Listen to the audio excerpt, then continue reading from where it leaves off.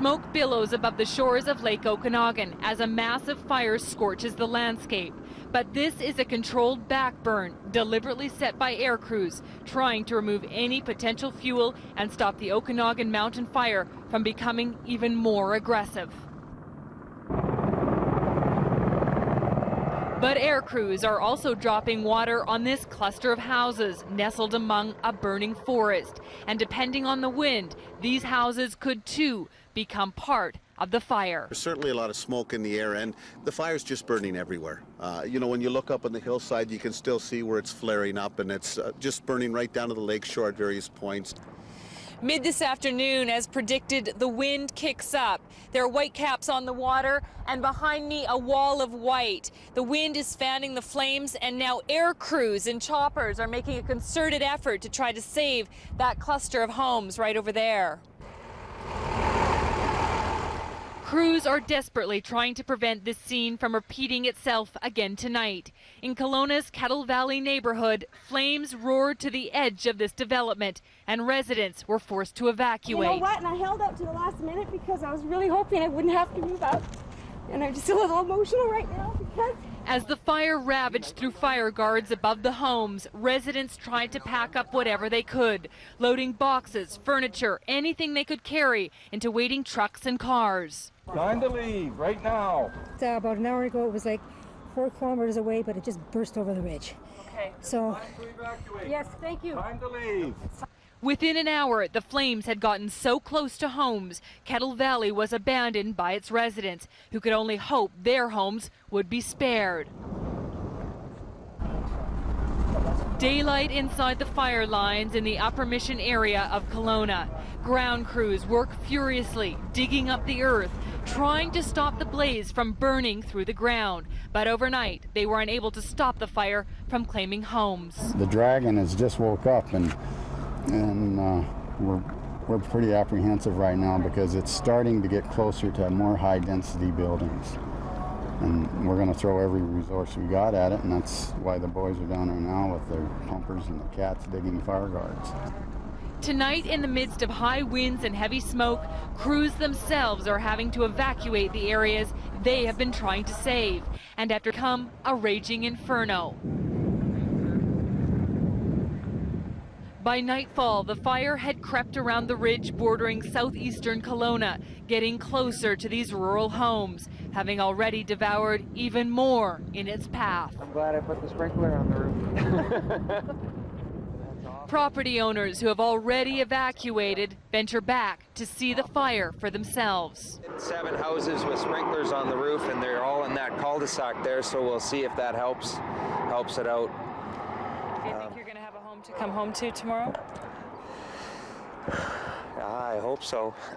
Over that ridge, Crawford Estates. Homes are being devoured by flames there, and we're told by fire crews they're calling this blaze a level 6 firestorm, meaning it's the most serious type of fire crews have to deal with.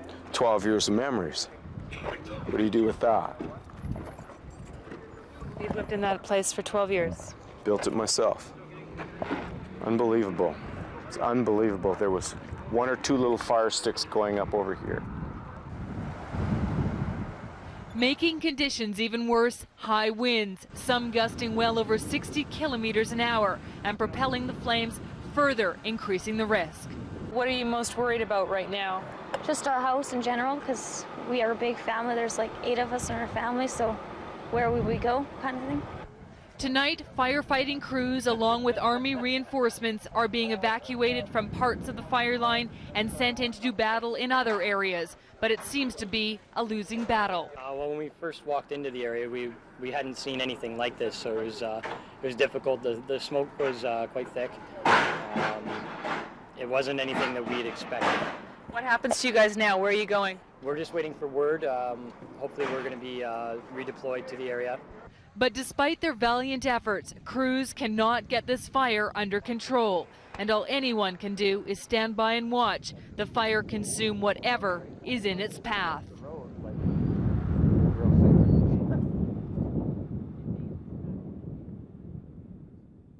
Early evening Friday night along Lakeshore Drive on the southern outskirts of Kelowna. It looked like this neighborhood was on fire, and it was. Everyone knew it would be a horrible night. Last night was probably the roughest night in Kelowna firefighting history, I would say. We got hammered pretty good. Today, the evidence. In spots, it burned right to the shoreline. And if there was a home in its path, this is all that's left. Overnight, close to 200 homes in Viewcrest, Okaview, Curlew, Crawford Estates, and the southern Lakeshore Drive area, homes and dreams of families turned to ash. Well, I thought we were cooked. It was just an inferno coming off the top of Okaview and Uplands. That's the streets that apparently there's a lot of damage from last night. So just up but above it was you. Just a wall of flame coming towards us. And you feel the heat off that flame. This video shot by Jim's neighbor as they ran from the fire last night. Here's what they witnessed in their retreat. They saw the flames race to the shoreline, taking houses to the south of them and wiping out the whole community on the ridge behind them. Images they'll never forget. Sister's not so lucky. Their home, the whole row of houses down there just torched. 5500 block of Lakeshore. It's just, it's a whole, there's about 9 or 10 houses in a row. There's just chimneys and foundations. In the middle of it all, Ed Fenwick's dream home on the lake. It took him 3 years to build it, and when the fire threatened him last night, he fought back. I got a great bunch of friends. Yeah. They got more guts than you can imagine. They fought a wall of fire like you wouldn't believe. With his two friends, all of them trained firefighters, for 4 hours they used pumps, hoses, water, and will to save Ed's home. We were battling this fire in this house, and it was just fortunate that one of the fellows with the helicopter came by and dumped about 10 buckets around us, which really, really helped. Yeah, which dampened the ground and changed the humidity. Oh, like he was awesome. Not as fortunate, Ed's neighbors who didn't stay, on both sides. Ed Fenwick tried to save this home as well, right next door to him. But he said the heat was so intense, when they got close, they had to retreat. And the home was so hot, it literally blew up. The same with another 6 houses down there along the lakeshore, 3 up above them, another one next door on the other side, and at least another 20 further south of here. We had the RCMP helicopter warn us that the thing was coming. And when the wall of flame hit, we were standing there with 2 huge hoses, and then it hit. And nothing can describe how it hit. The sound is devastating. But yeah, we're here. From Fenwick's home, the fire burned north along the shore. A Canadian flag on the pier is all that's left in front of one of them. The flames leaped from tree to tree, pushed on by a force 6 wind. A greenbelt next to Senator Ross Fitzsimmons' home and the vineyard behind it stopped it from ravaging other homes along the shore. For most of today, after a night of fire hell, it seemed Kelowna's inferno took a rest. The winds were light, the skies were blue, the city could breathe again. There are city and town firefighters here from close to 40 communities in BC and Alberta. They too are weary, up all night protecting structures. They too got a short rest.